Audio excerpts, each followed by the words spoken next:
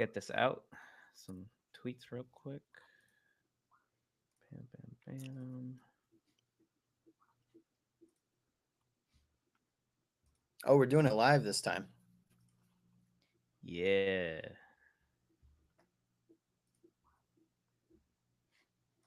All right. Yeah. Everything seems to be working there. Cool. All right. Looks like everything's working. Awesome. Yeah. Well, thanks again. I know you're a busy person and you're busy building. And you've been dropping I'm some busy news. building. So I appreciate you taking the time to meet with me. Um, yeah, I'll just jump into it. So who is Joseph or Cup of Joseph? Uh, and how did you get into Web3? I know you just did a podcast with Fet, which I'll also link in my show notes as well, so people can kind of get a really good story. But I'm probably going Sure. to be riffing a lot off of that podcast. Okay. Yeah. Yeah.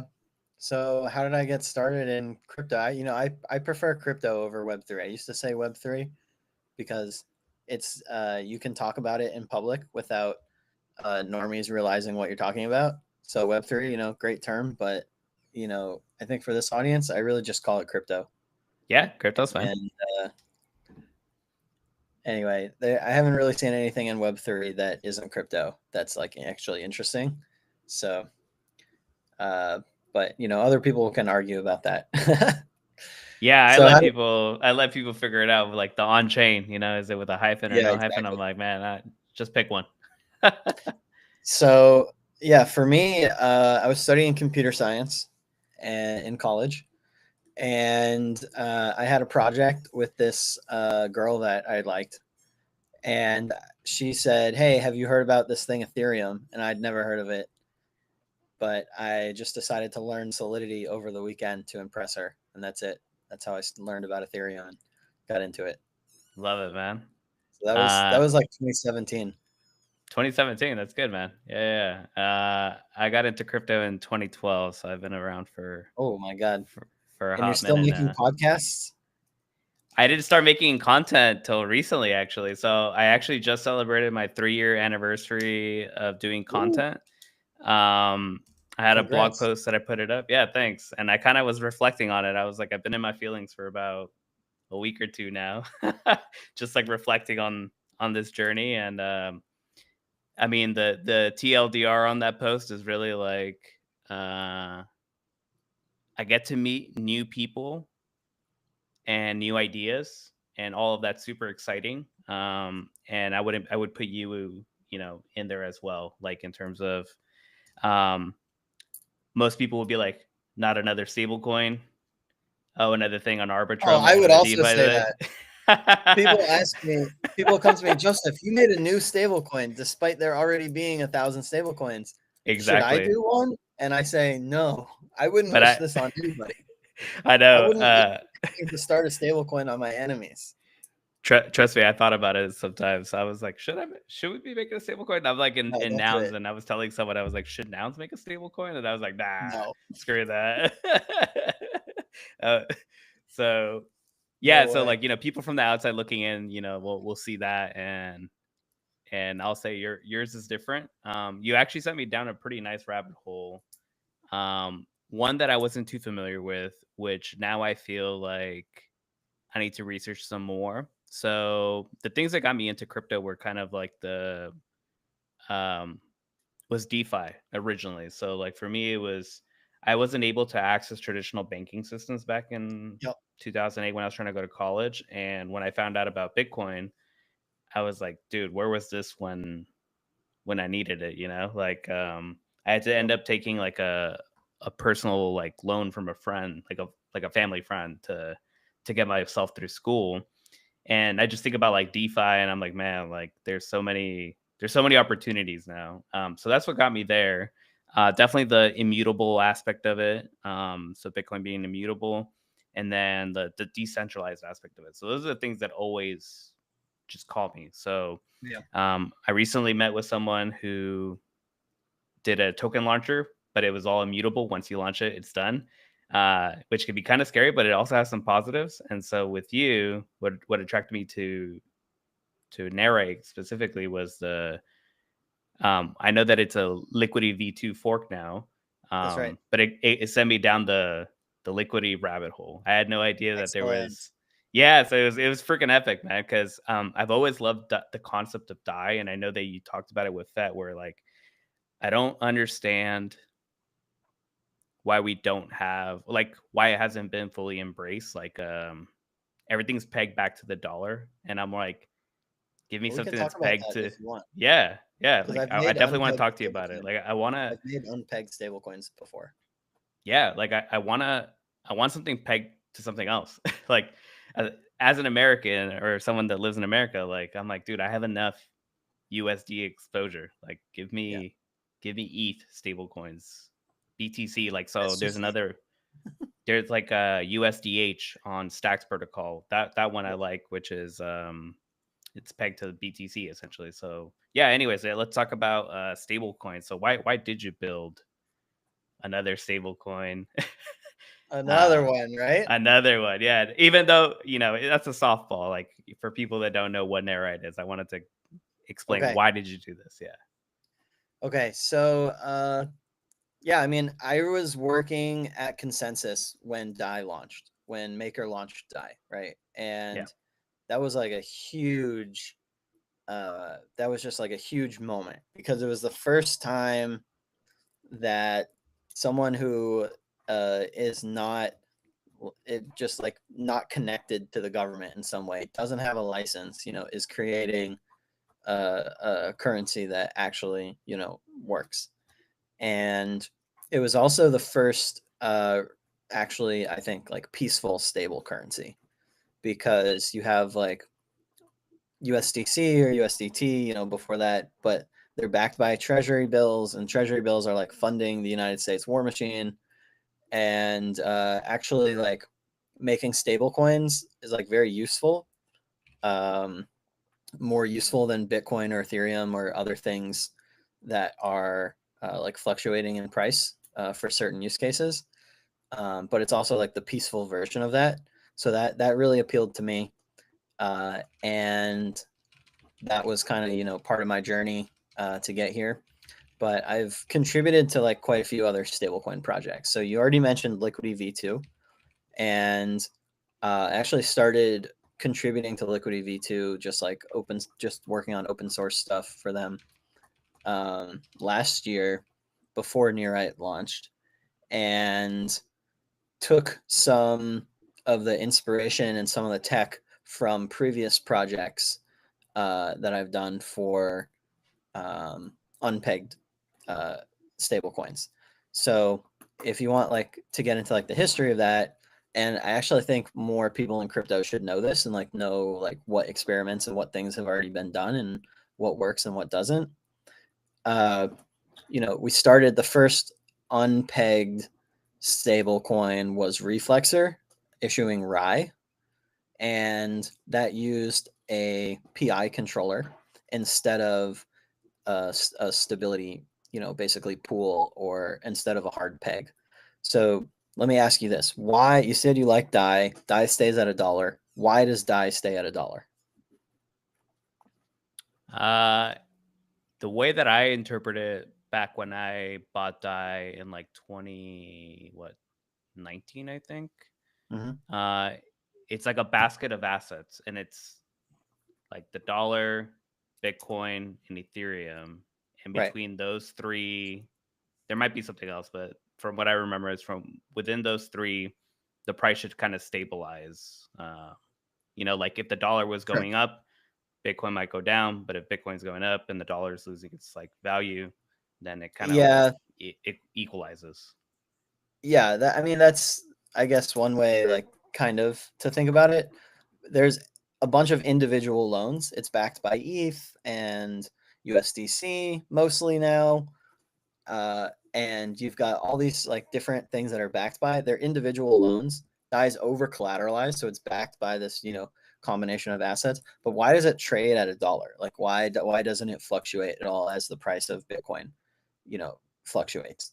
And the real reason is the protocol values one DAI at $1. So if you take out debt your debt is valued at $1 per DAI. When you pay back debt to the protocol, it's valued at $1 per DAI, right? And that's basically true for Nearright, it's true for Liquity, and every other US dollar pegged CDP protocol. And CDP stands for collateralized debt position. So DAI is an example of a collateralized debt stablecoin. And Reflexer was the first attempt in crypto and DeFi, to make a non-pegged stablecoin.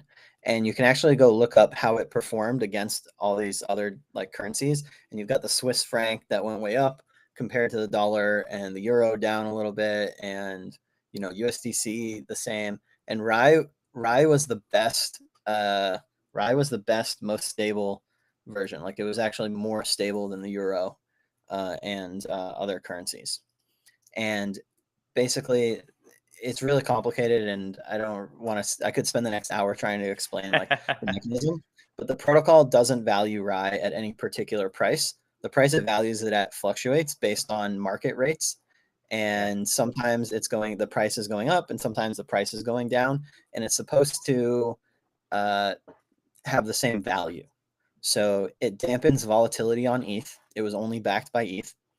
And by dampening volatility, it like maintains the same value, even if the price in dollars changes. So I think the original price was like 3.14, so it's trading at like $3.14, and then it just kind of like fluctuated around there. And Rai failed. Vitalik posts about it, or used to, a lot, and put like $30 million into it at one point. But the mechanism for like maintaining stability was too confusing, and just like not a lot of people used it. It didn't have enough Ponzi-nomics or like number go up technology, so it never gained a lot of adoption. And now it's shut down, and they're working on Rai Dollar to make like a version 2 of that, kind of based more on Liquity. And so we had this moment with Rai where it's not doing really well, but everybody says what you said. Everyone says, I wish there was a stablecoin that wasn't US dollar pegged, but there was, and you didn't know about it and you didn't use it. Yeah. Right. Correct. So there's a reason for that, because people don't want their debt in an asset that goes up in price, and it's just not as scalable. Right. So I contributed to Rai. And then there's another like fork of Rai called Let's Get High, which is live right now. Yeah, I saw that one. Yeah, and so that's High, and High is awesome. Like, definitely check that out. It's on Optimism. It's still growing. It's got the High Wheel, which is an incredible innovation in number go up technology. And I really like what they're doing. So they're also not pegged to a dollar, and the price just goes up like with inflation. It's just like an inflation stable coin. So it just beats inflation and it makes money. Yeah. So that's cool.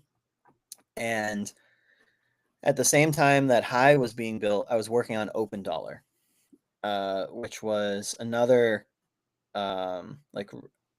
another PI controller stablecoin not pegged to a dollar that was designed to go up on Arbitrum. And we launched that a little over 18 months ago. In the beginning of like 2024. So it got to like slightly less than 2 million TVL. And I still think it's actually the best designed stablecoin that I've ever seen. Like, it's better designed than Nearright. But it's also really hard to explain to people, because who wants to like learn about how PI controllers work? People want to put their money into something that they don't have to think about very hard, and number just goes up. You don't want to have to think about all these other things. So the mechanism was too complicated, and it's basically dead now. And that was Open Dollar. So that was like my previous stable coin. And after Open Dollar kind of exploded, I didn't have like closure about how that went, because I just had spent like a year designing the stablecoin. And so I took some of the tech from Open Dollar and we put it into Liquity. And so Liquity V2, which, by the way, Liquity V1 is rated as the #1 safest stablecoin in the world. Even safer than USDC. It has a better safety rating by bluechip.org, which is a stablecoin rating agency. Yeah. It has a better safety rating than USDC or Tether because it has this new feature called redemptions. So at any time, you can take one LUSD from Liquidity and you can redeem it for $1 worth of ETH at any time. So you can always get out of the stablecoin, even if there's no liquidity for it on Uniswap or it's trading in the market at 1 cent each. You can always get $1 of ETH for your stablecoin, no matter what the price of ETH is. So that's pretty revolutionary. USDC, you cannot call them up at 2 a.m. on a Saturday and say, like, hey, can I have one treasury bill for my $1 of USDC? They don't do that, you know? No. Yeah. So this kind of redeemability stuff, and it's immutable, you know, which you said earlier is like important to you, or one of the things that originally interested you in crypto. It's like this immutability. So Liquidity is really cool. I have really loved Liquidity, and I heard their V2 was coming out. It creates yield-bearing stablecoins, and it creates user set interest rates, so you can borrow at whatever price, whatever interest rate that you want. And it also added tradable debt positions, so the debt positions are now NFTs, which is pretty cool. And that was a feature of OpenDollar originally. That's now part of Liquidity. And the other really cool thing that Liquidity V2 is doing is they have this licensing model where all the code is open source and it's free to read and it's totally available, and it's one of the most audited code bases of any like major DeFi protocol. And you can copy it and you can fork it on whatever chain you want, but you have to get a license from them because it's under a business license. And the license is like pretty cheap, but it's like insanely valuable, right? Because you have this license to this like very valuable code base. So when they were launching Liquidity V2, they came to me and said, Joseph, we really like your ideology around stablecoins and the work you did with OpenDollar, even though it didn't work. Do you want the license for Arbitrum? And I said, wow, someone's offering to give me something very valuable. I would be foolish not to do that. Yeah. And that is the like very long roundabout story about how Neurite came to exist. And so, yeah, then I just started working on Neurite, and there were a few other things that I always wanted out of a stablecoin that we can get into. But yeah, there's just like a few things I always wanted stablecoins to have that no one has ever really gotten around to. So I said, I'm just going to build, I don't know if anyone's going to use this. I'm just going to build what would the absolute ideal decentralized stablecoin look like. And I'm just going to build it, and I'm just going to make it from scratch based on Liquidity V2. Yeah. And now we're here, and we've got, almost 10 million TVL with $0 in bribes and $0 in marketing spent, and no like under the table bribes to market makers, or like any of the BS that most new DeFi protocols do. It's just kind of like really grassroots, and everybody seems really happy with how it's going so far. So yeah, I mean, people are using it every day, and I love everyone who uses it. I'm like insanely grateful. And yeah, that's kind of like brings us to now. But I think the history, maybe it's boring to like ramble on about the history, but like I think it actually gives people a really good idea about like why are the features the way they are now, and like what brought us here. Yeah, no, 1000%. I think all that history is definitely valuable, and I learned definitely a lot along the way, So, for context too, like for most of my listeners know, like I was actually like a BTC maxi for actually way too long. So Oh, I don't even have a lot of that Ethereum. Even though I was in the space early, I didn't have that early Ethereum exposure. Like yeah, I wasn't exposed to Ethereum. Like I heard about it, but to us it was like a shitcoin for the longest time, to be yeah. honest. So it It wasn't still until is like to a lot of people. People are it like, is "Oh, Ethereum." Yeah, I mean, it's like a shittier version of Bitcoin. I heard it has smart contracts, but who uses those? It's, exactly it's like, 1000%. dude, go look at the top 100 coins. Do you have a screen share? Can you pull that up? Yeah, Look I at the can. Yeah. Go on CoinGecko and look at the top 100 coins right now. Let's go.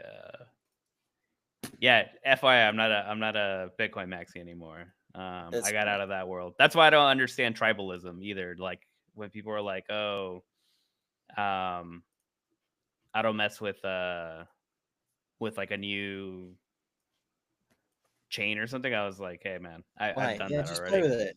Yeah. So Yeah, number one, Bitcoin. Number two, Ethereum.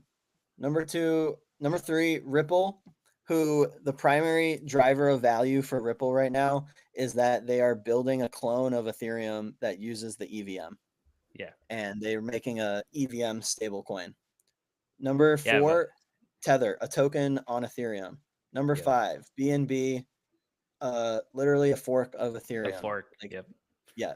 Solana, a token on Ethereum. Doge, staked Ethereum. Tron, which Yep. is a fork of Ethereum. Cardano, which wishes it was Ethereum. Exactly. Number 12, wrapped staked Ethereum. 13, Yep. a token on Ethereum. 14, a beacon, wrapped beacon Ethereum. 15, tokenized Bitcoin on Ethereum. Yeah. 16, stablecoin on Ethereum. 17, make your own Ethereum side chains. I don't know what Yeah, figure we is. don't get to a BTC Anyway, fork till 22. yeah, exactly. Like crypto, what it even is crypto. It's just Ethereum. Like it's Ethereum and stablecoins, Yeah.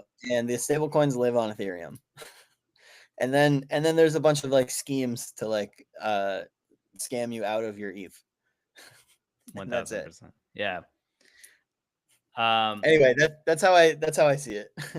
yeah. So So I'm glad you figured that out. I'm glad after a couple years, you found the light. yeah, no, so like now, yeah, so I've been in Ethereum now for 5 years. Messing around with it and just gone on the deep end. I still follow like Bitcoin news and technology and the L2s that are being built out there. I still mess around with those. I still think Bitcoin DeFi has a ton of potential that hasn't been fully tapped in all the way, and not like Celsius or any of these centralized versions of it. Like I'm talking Bitcoin about DeFi. like There is no Bitcoin DeFi. There is Ethereum L2s and EVM networks where people wrap Bitcoin and then do correct. stuff on ETH. There's no Bitcoin DeFi. That doesn't exist because the DeFi DeFi needs more computation to like calculate how much money you're Yeah, allowed to take out in the loan, and you can't write smart contracts like that on Bitcoin. You just can't. yeah, exactly. Um, I think wrapping it is still there's good versions of wrapping it. I would say on Bitcoin, like better versions. Oh yeah, Like more trustless, less central versions of wrapping. Which, big time. um, yeah, compared to just I don't know regular wrapping, I guess, or whatever other flavor of wrapping exists. So Do you for have a anyone not favorite yet? familiar, Sorry. um, I was gonna say, yeah, for anyone not familiar, what are some of the features that you kind of took from V2 of Liquidity and also added like your own special flavor to it? I know you kind of hinted it a little bit, like there was some stuff that you wanted specifically on the net right dollar, and also I think you chose ARB as well as Yep. some kind of collateral. Yeah, just like what are those other things that you added, like the special Sure. sauce or flavor that you added? So it's got everything that Liquidity V2 has, right? It has Yep. Lido ETH and Rocket Pool ETH as collateral. It has user set interest rates, so you can borrow at whatever rate that you decide at a minimum 0.5%. And then it has redemptions from whoever is paying the least amount, paying the lowest interest rate. And those are kind of like the core Liquidity features. And then we added a bunch of new collateral types. So you can borrow against some LRTs like EtherFi ETH or Kelp ETH, RS ETH. You can also borrow against ARB token because it's really Arbitrum native. And then we also added debt limits. So if you add new collaterals, that increases risk for the system. So you have to add extra safety features. And we really, really care about safety and security more than anything. So we added a bunch of new safety features about making liquidations and borrowing more efficient, so that it just like keeps the system healthy. Debt limits, for example, is one of those. And then we let's see what else. And then the other really big one is streaming, right? And this idea of being able to send a stable coin linearly over time. And I think that's something that can't really exist in TradFi. And I've always wanted to see in a stable coin, but just haven't for whatever reason. So there's this other protocol called Superfluid, which is kind of an OG. They've been around for a long time, and they're like the money streaming protocol, where instead of sending you $5 on the first of a month for a subscription, I can send $5 linearly over the next month, and your balance just kind of ticks up continuously. And I really have loved this idea for so many years, because I've always wished when I was working that I didn't get paid every 2 weeks, that I got paid every second that I was working. Yeah. Right. And I used to work, normal W-2 9 to 5 job. And I always have felt like whenever I do that, or you do that, you're just giving your boss an interest-free loan on your labor, you know? Yeah. So why, I just worked for you for 8 hours, but I don't get paid for 2 weeks. Like, you made money on my labor. Yep. So it's just not fair. And that whole system of like paychecks every 2 weeks, subscriptions on the first of the month instead of, a little bit over time.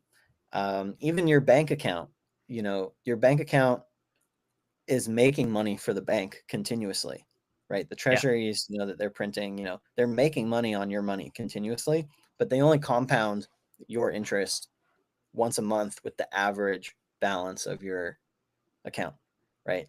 Yeah. And if they compounded continuously, you would have more money, but they literally don't. That's stealing, you know? 1000%. So, Yeah. yeah, it's just why is it like this? It literally doesn't have to be like this. You know, it doesn't have to be that bad. So it's just No. inefficiency, uh, and I hate it. Yeah. I hate it.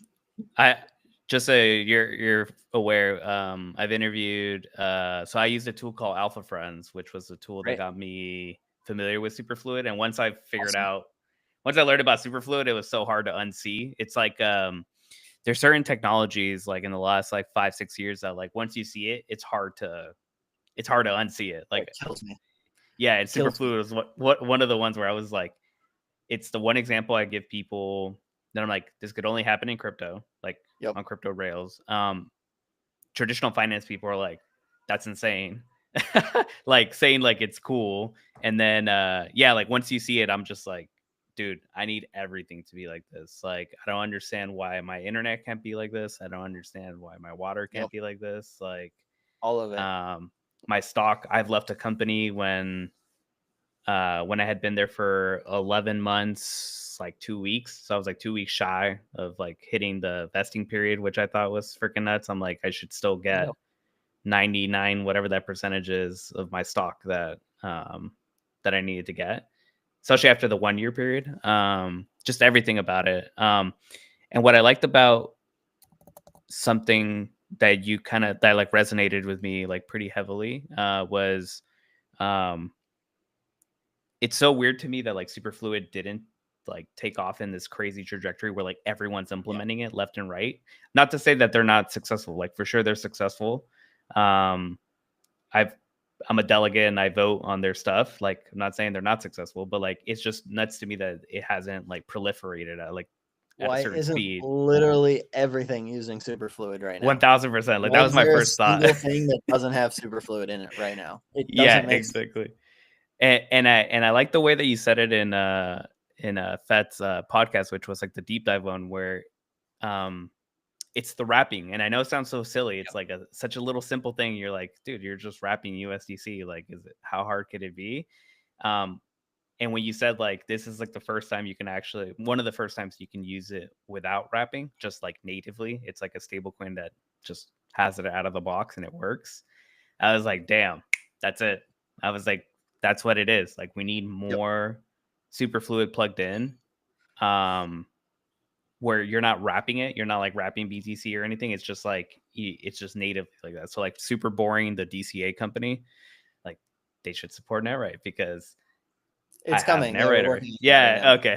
It'll be live. Just It'll be think live soon. little things like that where I'm like, man, okay, I can see the edge that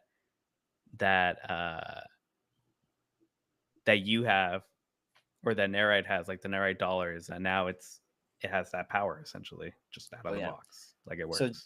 just for like context, if you want to stream USDC, you have to wrap it into Superfluid X USDC. Mm-hmm. And if you bring that to Uniswap and try to sell it, they'll be like, no, that's not USDC. That's a different token that we don't know about. Right. And so it breaks composability.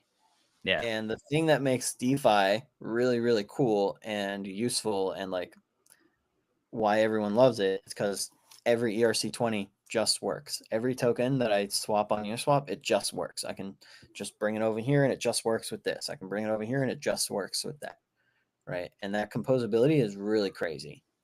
Like people outside of crypto, it's impossible to even explain what composability means because they don't get it. It's just your money just works everywhere. You can do anything.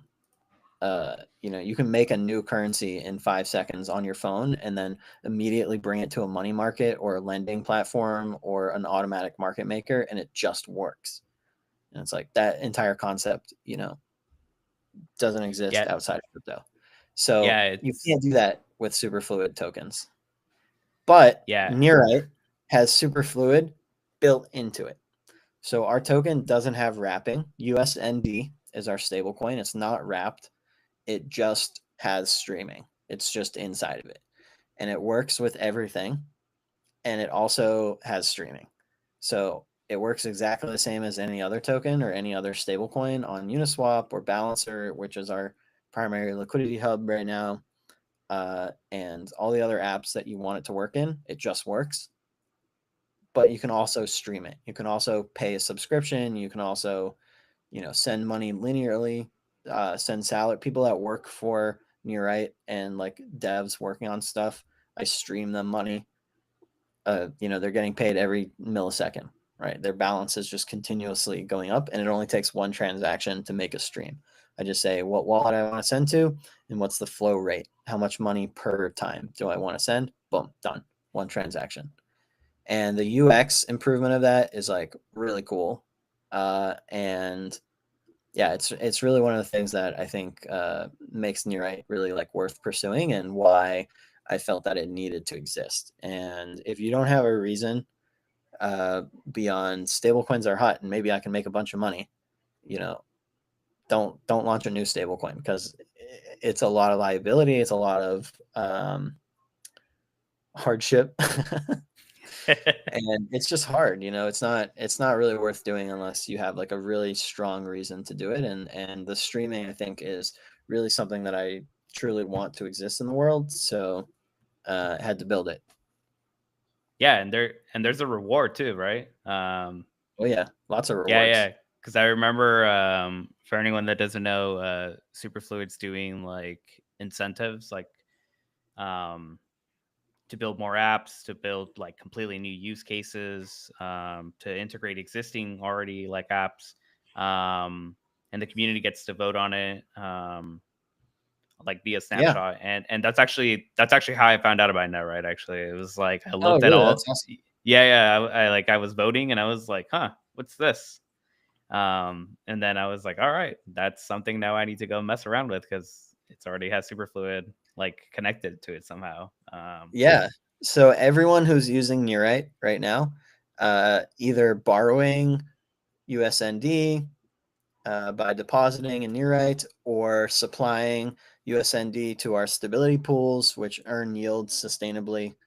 75% of all the borrowing fees goes to stability pool depositors, and they also earn 100% of liquidation fees and some other incentives as well. But everyone depositing there gets SOUP from Superfluid, the SOUP token, SUP. They get it every single day. So you can actually claim Superfluid rewards every day. And every time you claim, you're not claiming tokens, you're claiming a stream. And so more tokens get sent to you every day. So the more often you claim, your like stream gets bigger, and then you just get more tokens every day forever. Yeah, no, Yeah, it's it's awesome. insane. So yeah, it's a great incentive to like use Neurite. And if you are like farming stable coins and you want exposure to like the future of Superfluid and this technology, it's a great, time to do that right now. And yeah, just, we're very grateful to the Superfluid community for voting to give us those ecosystem rewards. So we're just going to, keep building, keep integrating with more Superfluid apps, and building this like streaming future that is just better. Yeah, agreed. So something, let's see, we're at the 38 mark. Plenty of time. Yeah. I was gonna say, so I wanted to walk just so people could understand. So like, you mentioned that you could set your own interest rates, which I think Yes. is like it's a unique feature, I would say. I know that it's from Liquidity, and then maybe someone else has done it before. But can you walk me through like what are some of the trade offs? Like right now, like I know you're doing an ARB incentive. I hold $1,000 in ARB, Yeah. and I Do want to you? deposit it. I own more, but yes, I've been loading I'll up on it I'll recently. if you want to open up the app right now and do it live for everyone, I'll send you $1,000. All right, let's do it. Here. Um, let's open it real quick. And that's neurite.org, which will put a link. NERITE. Yeah. Which is a slug, in case anyone didn't know. No, it's a snail. Snail, sorry. English Yeah, is my Neurite second snails are language. awesome. All All right, go right, to the app. so Borrow now. Send borrow me now. DM me your address, and I'll send you $1,000 in ARB right now. Oh dang, man. I do Oh, vote. you've got a earn position. Nice. That's awesome. Yeah, I have a little one that I did with just experiment with. Here, let me send this to you. All right, cool. Got this. And Arbitrum is so fast. It's awesome. Yeah, that's the rabbit hole So I'm in right now. Is like messing this around is with only ARB a gonna lot take more. a second, right? I'm just gonna come here. We're just gonna do this live, and that's awesome. That's like one of my favorite things. Yeah, no, I mean I'll snip it just so you're aware. I'll snip it and make a shorter version. So if nobody wants to watch the whole thing, they could just No, watch they have to this. watch the whole thing. There you go. All right, I just sent you about $1,000 in ARB token. So on this page, so if you go to the dashboard where you just were, so Okay. you've got on the left, these are all the assets that you can borrow against, right? Yeah. And it says how much the debt limit is and what's the average interest rate that people are paying. Then you've got this Yeah. earn, right? And those are the stability pools. Yeah. So each collateral has its own stability pool that earns from the interest that people borrowing against that particular asset are paying. Mm-hmm. Right? And it earns in USND in stablecoins, and it's also earning super rewards, and it also gets ETH or Rocket Pool ETH or ARB token or TBTC. There's a lot of threshold users, which that's the T in TBTC is for threshold. There's a lot of those users on Neurite, which is awesome. We're Yeah. super grateful and love to have them. And so the interest that they pay on this left side is going to everyone who deposits on the right and Yeah. keeps the protocol safe. So yeah, you should have gotten that ARB by now, and it's super simple. So you can just go to borrow, and choose ARB. Cool, you've got a couple thousand in there. That's looking good. That's more than I sent you. All right, and Oh, I have now my own. That's why. yeah, great. So Yeah. this is just we're backing a loan by ARB and we're issuing new USND. So we even give you, it looks kind of like Uniswap, right? Like you've just got like how much in, how much out, right? So you're putting Yep. in 4,200 ARB. How much USND do you want out? You've got a green, a yellow, and a red, depending on like what your risk is. So, just like hit that green or whatever you want. and boom, that's it. Like you can just go down and just borrow right there. You're going to pay a Yeah. 10% interest rate, and you can just slide this slider left and right and decide how much you want to pay. And those little ticks on the interest rate slider, they're kind of small. I don't know if you can see it on the screen recording because it's like super Yeah, wide. it's super These tiny. little Yeah. ticks are other people's positions. So Oh, somebody is okay. somebody's paying at that interest rate, Yeah, I right? see someone's like a So you don't one, want to be like the one who is no. paying the least. And if you want to manage your interest rate manually, you can, and set it wherever you want. You can set it to 0.05% and borrow for almost nothing, or you can just click managed and let one of our third party manager um, partners like Summerstone manage it for you. And so your interest rate will be updated once a week, and it will just pay the lowest possible interest rate that you can get away with without any other additional risk. And that's it. Mm. So it's basically like one extra click, and now you can just you can take out a loan, and it's going to charge you the first week of interest up front for safety, so that people aren't like going in and out of positions constantly and like arbitraging stuff. Yeah. And that's just like MEV protection for the protocol. And that's it. That's creating a loan, and you just selected your own interest rate.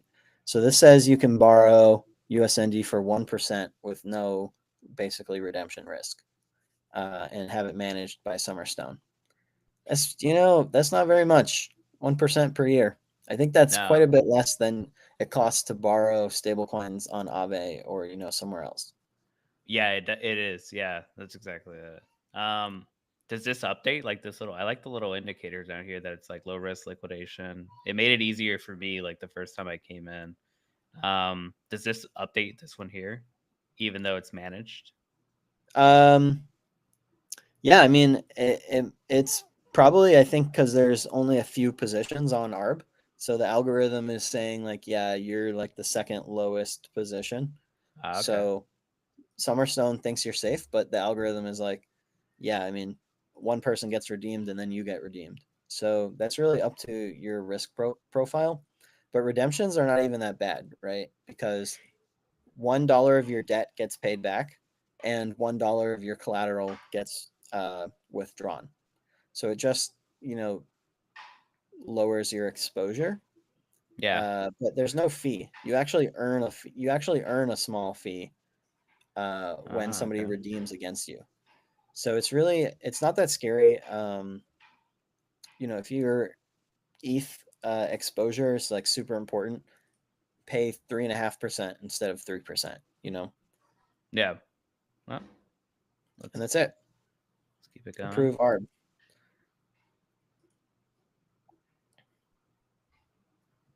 I'm glad that worked. Doing things live in tech, I especially in know. crypto. Poor Mark. And boom, you're up. Now you have this loan, and in your dashboard you have your earn position earning. How much is your earn position earning?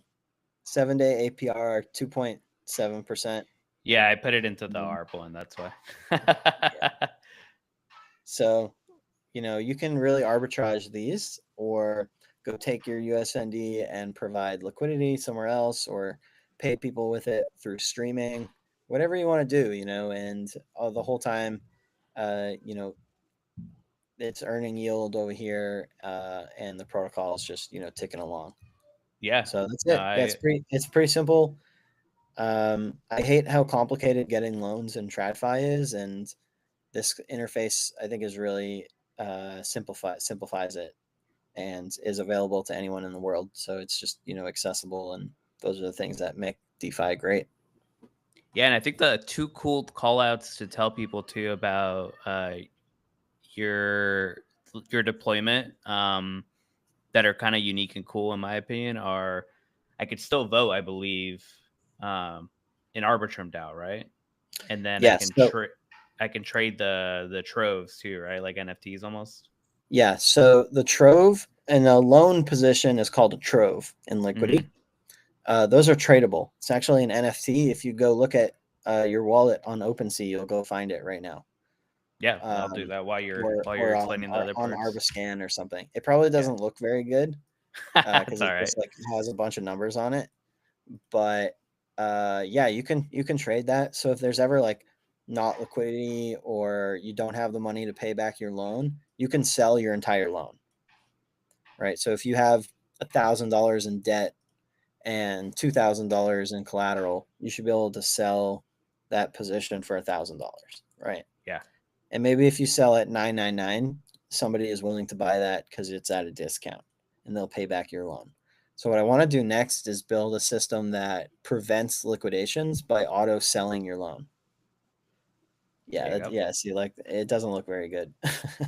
It honestly doesn't look that bad, to be quite honest. I've seen Yeah. worse. So you've got your collateral, you've got your debt, and your interest rate, and who owns it. And yeah. Oh, so that's OpenSea. Yeah. Yeah, this is OpenSea. No, I think it looks great, to be honest. I don't think it looks So bad. you can just send that to me. Just send me that NFT. Yeah. And then I'm responsible for your debt and I own your collateral, and that's it. Yeah.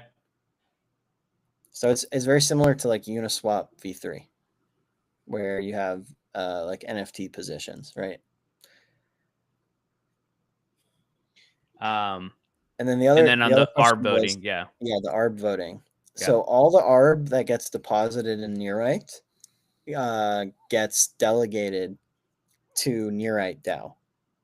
So there's kind of this problem, I think, in governance tokens, especially L2 governance tokens, where you have to choose one or the other. You have to choose economic rights of your token and you LP it, or you put it in a money market, or something else that earns yield, or you participate in governance and you delegate it to yourself or someone else, and your governance rights are used. And you have to basically choose one or the other, right? And I hate that trade-off. It's very inefficient, and it like prevents value from accruing to the governance token, and it also kind of takes people's rights away to say if your ARB is deposited in Aave, then you're not allowed to vote with it. The governance rights of that ARB cannot be used. If you deposit ARB or any other governance token in Uniswap, can't, you cannot use the governance rights to that. I think that's just taking people's agency away. Yeah. Even like traditional stocks, right? Like I can vote in in corporate governance if I own a stock in a Fortune 500 company, right? And also it's like in it can be in market making, or it can be in whatever other, it can be, you can be selling options, whatever, because they just say, oh, who owns it, okay, you get to vote. And Yeah. somehow we lost the right to do that when we put these governance tokens on chain, just because of like extra technical hurdles of like Uniswap being able to handle vote tokens. And it's just inefficient. I didn't like it. So we built into the protocol, any governance tokens deposited can be delegated to our DAO. And then the DAO, which is, made up of the users, can vote in Arbitrum governance. And I think that's really cool because it gives people agency. You don't get to decide where your tokens are delegated when you deposit on Neurite, but the governance rights for your tokens are still being used, like to Yeah. your benefit, right? Because if you're a Neurite user, you want more yield, you want more incentives, you want Arbitrum to be stable long term and have upgrades to the network that support Neurite and the other things that we're working on. So you're still benefiting from that directly, and you're not giving up your rights. You're, we're actually using them. So, personally, I think it's a massive improvement and a huge mistake that other protocols don't do this. And some people are upset about it, but I think it's great. So we're gonna No, do it. I think it's fantastic, man. It's actually I've had that dilemma myself. The exact same one where you're like, do I participate in like DeFi or do I participate in the governance aspect of it? And Yep. I end up like it's like silly, but I end up just splitting my bag in half. I'll be like, okay, I'll only do half the money in here, and then I'll keep half so I can still vote. And It sucks, yeah, right? yeah, it does. I It agree. sucks. Yeah, because you wanna vote with everything that you own, Yeah, but you don't want to leave money on the table. Yeah, exactly. Yeah. So Um, now your voting power is being used, and you just borrowed $500 against it, and you can go yield farm with that or buy more ARB and then deposit it and then borrow and then buy more ARB, right? exactly. And then borrow against that and buy ETH. And now you have ETH exposure and you're participating in governance. And we Yeah. can make the first like governance, like leveraged governance voting. Yeah. That'll be fun. Let's do that. Right. uh, let's see. Um, Yeah, some people are really into it, and other people told me that I'm attacking Arbitrum DAO, which I'm obviously not doing. Uh, I want nah. Arbitrum DAO to succeed. Everybody knows that. So, but we'll see. It, it doesn't hurt us to have some spicy takes sometimes, and I think it's going to be very good. I would really like to see Neurite DAO, not myself, Neurite DAO, be one of the largest delegates and have a say, with the future of the chain, or at least Yeah. be able to like input, uh, some influence and like take our ecosystem and our community's input when Arbitrum DAO is making upgrades or choosing what to do next. Um, it's sad. It's sad to me that like a lot of the largest delegates on ARB or just in general and like delegate style DAOs are like people who are very good at posting on Twitter instead of people who like know how that technology works or like understand what the thing they're signing is, or have built protocols that need Arbitrum or that chain to survive.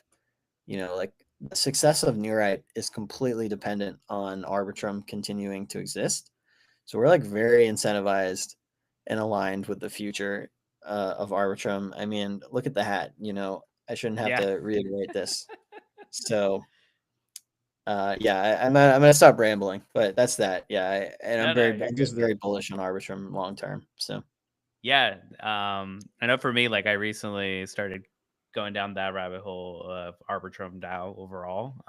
And honestly, like did my name come up? it did actually. Yeah. They know that we're doing a podcast and everything. Your name came up. They've had nothing Oh but good God. stuff to say about you. Um, yeah, no, they've been a super welcoming bunch. They're very supportive of like everyone doing everything in their ecosystem. Yeah, I truly. was actually pleasantly surprised. So I'm working on kind of like a RWA Arbitrum based thing. Yeah. Didn't think that they would reach out to me, and they did, and I was just like, wow, didn't even know you guys were paying attention. So been bullish on the whole ARB rabbit hole that I've been going down. Definitely like it.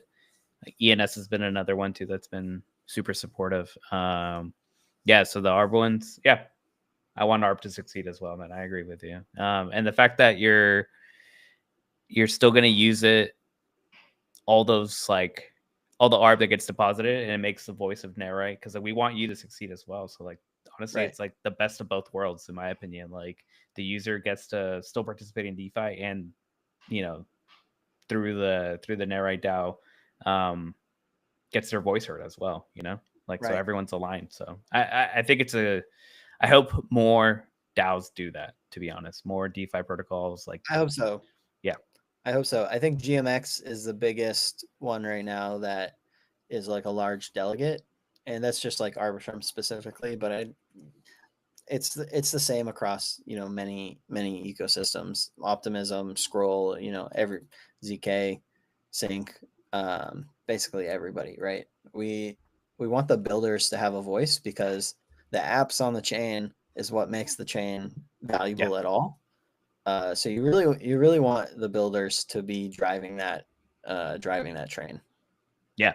Agreed. 1000%.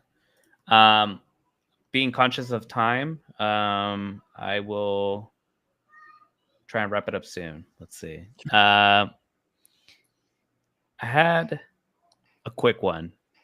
So going back to the immutable contracts aspect, do you Yes. feel uh, limited or empowered by a kind of that immutability? Like, for example, the types of collateral that you can accept in Netrite, or Yeah. is that empowering? Yeah. Or what are the benefits in your It's a eyes? double-edged sword, right? So if there's a problem, we can't fix it. Neurite is immutable, but it also Yeah. means we can never change the rules and rug the protocol. Yeah. It's just it is how it is. And we cannot add new collateral types. We can change the debt limit and turn ones that are collaterals that we have off. So if there's ever an Oracle problem or bad debt or a couple other situations, the protocol will basically automatically shut down that collateral, and it can never come back. So if our Oracle, we use API 3, which is super reliable, and then Chainlink as a backup. But if any of our like price feed oracles ever go down, that collateral's just like can only be paid back. Those loans can only be paid back, and no new ones can ever be taken out again, Yeah. and it can never be turned back on. So like that is actually a very strong incentive for us to get it right and to not have any major fuck ups. Yeah. And if everything can be turned on again later, oh, whatever, if something bad goes wrong, we'll just upgrade the contracts. I don't like that. I don't like, the entire 2008 financial crisis being caused by loans that increase, that are variable rate loans that, increase after a certain amount of time, right? That's like basically what caused 2008 was like people had loans that were updating their interest rate because the rules were changing. They didn't understand what they were signing. Yeah, exactly. Liquidity, and Neurite, other immutable protocols, the rules never change. Like what you see is like literally what you get, and it can Yeah. never change. So Yeah. I think that's better. I just think it's better. Yeah. No, it's powerful stuff, to be honest. It's It's limited. I mean, it is. yeah. It's limiting us. 2 years from now, maybe all of the tokens that we have as collateral don't exist, and there's new ones that are big, and we'll just launch something new. We don't need to change the things that exist. We can still react to these like market changes with our debt limits and where we put incentives and stuff like that. But in terms of security, it's a smaller surface area to attack, and I just prefer it. It's a trade off. There's good and bad, but that's the calculation that we made. Yeah. No, 1000%. Um, Another question I wanted to ask you is, Mhm. I saw a spirited debate on how come we don't have more decentralized like front ends for DeFi. Because And I wanted to get your like your take on that, So like we the have people immutable who made contracts. those, Uh-huh. listen, okay. A lot of people have spent a lot of hours, a lot of engineering time making decentralized front ends, and you don't even use them. Okay, Yeah. you use them once a year when something is going wrong, Yeah. right? And Liquidity has like 6 different front ends. If there's ever something wrong with Neurite front end, maybe DeFi Saver, you'll be able to use that. You know, us spending a bunch of time making a decentralized IPFS front end that is going to load slow, that is going to be like one more thing to maintain. Oh, this file, it can't be found, so the whole thing breaks. It's not like it's such a waste of time. Yes, DNS sucks. Yes, I would like decentralized front ends. I would like every part of the stack to be decentralized.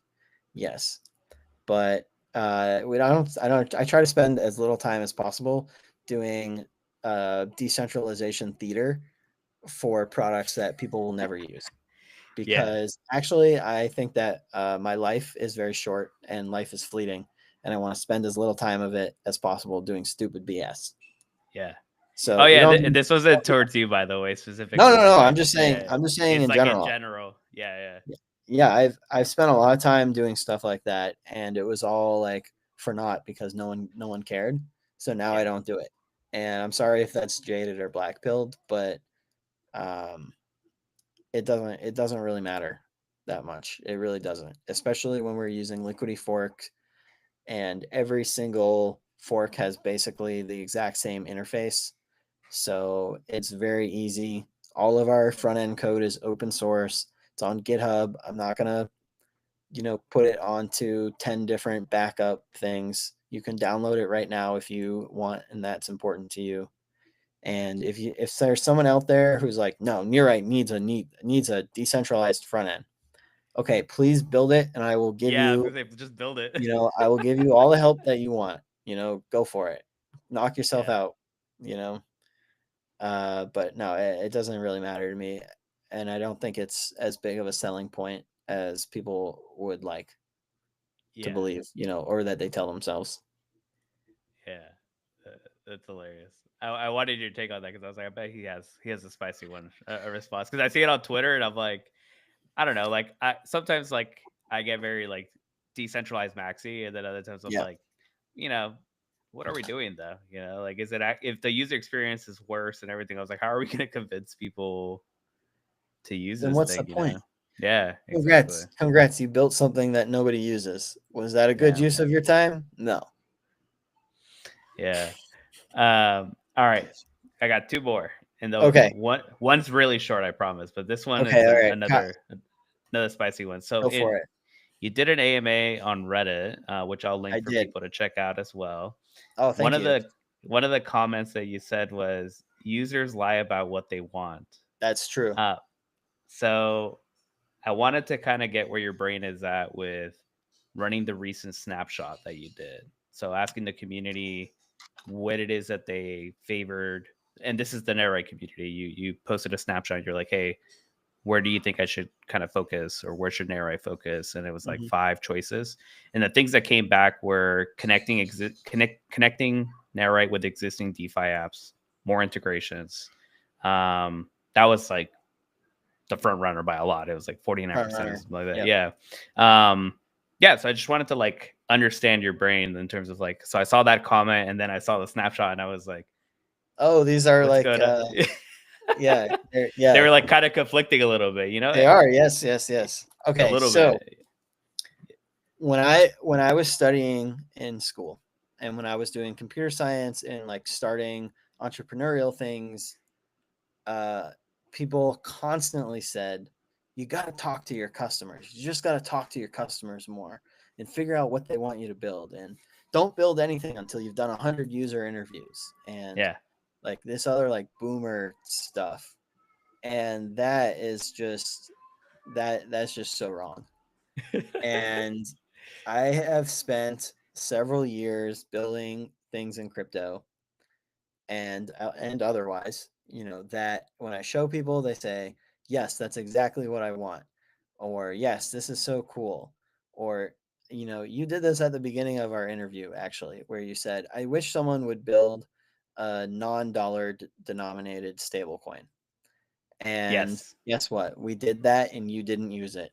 And Correct. you didn't use it so hard. And everybody says that they want Reflexer. Everybody said if you go post about Reflexer, every OG will say, "Yes, I love Reflexer. I definitely used Reflexer." And like most of them are lying, they never used it. And second, they don't even know that it's shutting down. I have had to literally argue with people on Twitter like 10 different times who are saying like, "Why don't you, do the Reflexer style?" And I'm like, "Reflexer is shutting down because no one used it." Yeah. And they're like, "No, it's not." And I'm like, you don't even know."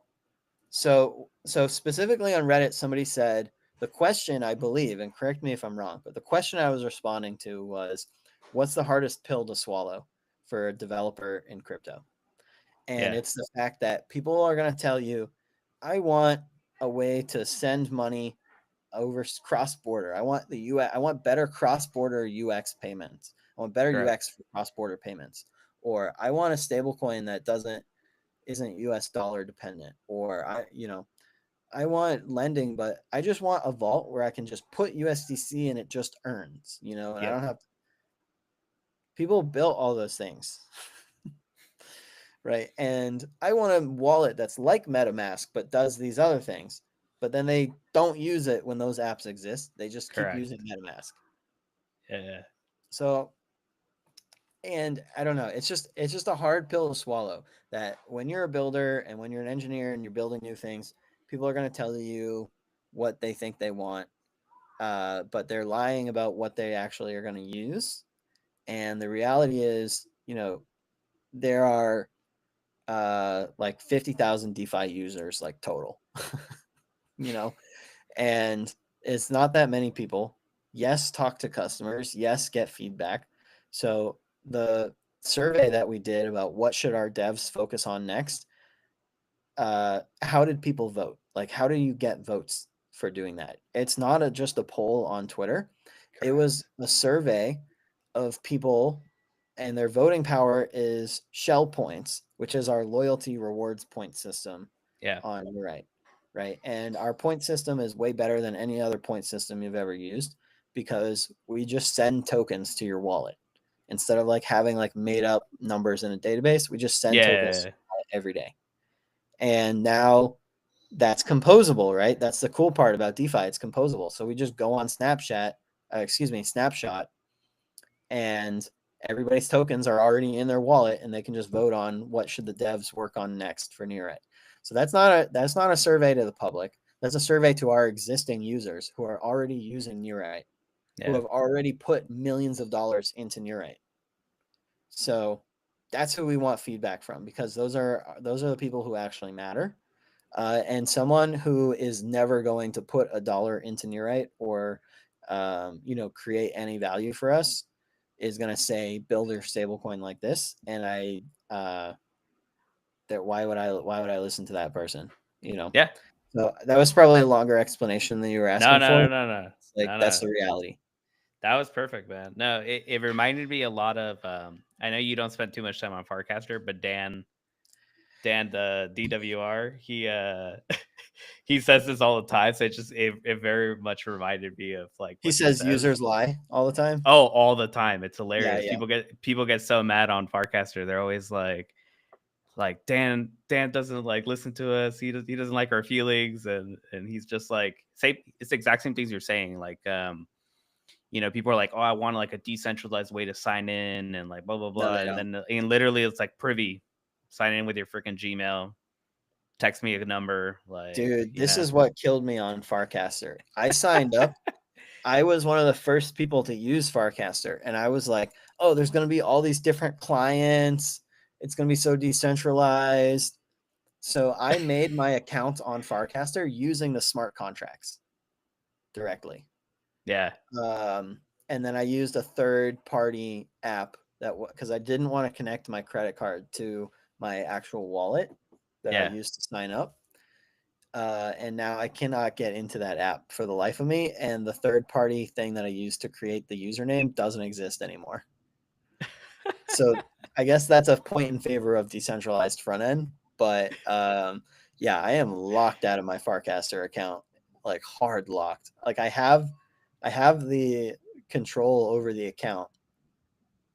But like there's no account on like the actual Farcaster app. Like there's no email, So Yeah. I don't know what to do about that. Anyway, I sent them an email about that, but whatever. You I, wanna I love Farcaster. I want to get on it again. okay. But Yeah. I posted yeah, on there right before we went live. So if you want, excellent. I'll shoot them a message saying, hey, we need you Do on it. here, man. I You feel know like what? you'd be a great voice on there. Hell yeah. And whatever Dan says about customers lying or users lying, he's right. Yeah, Whatever, I no, don't know it what he just said, but whatever he says, he's right. I'll send you some cast that he said. It's freaking hilarious. He does it like almost like every 3 months. He'll just like randomly post that. He's like, you guys are all lying. Like Yeah. I mean, he's definitely right. yeah, so it It's just his gave me app. that. He knows what to do. Yeah, so it's just hilarious. I thought maybe initially you were like, hey, like I'm just using this as like a signal, but not necessarily like that's what I'm action. Because Yeah. signal, like it's data, like you're like, Yep. okay. But I do like the fact that you were saying like, yeah, you didn't post this on Twitter because you would have gone who the hell knows what from Twitter. Probably Right. build a perp dex that probably would have been the answer. Launch another stable coin, a second one. Yeah.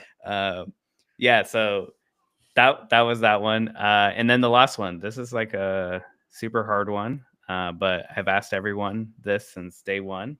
What's your favorite snack? What's my favorite? What? Your favorite snack? My favorite snack?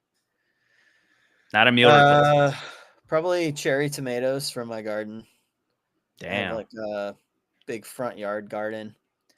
Washington Post wrote an article about it last year, but basically, and next to my front door, there's like a massive cherry tomato plant.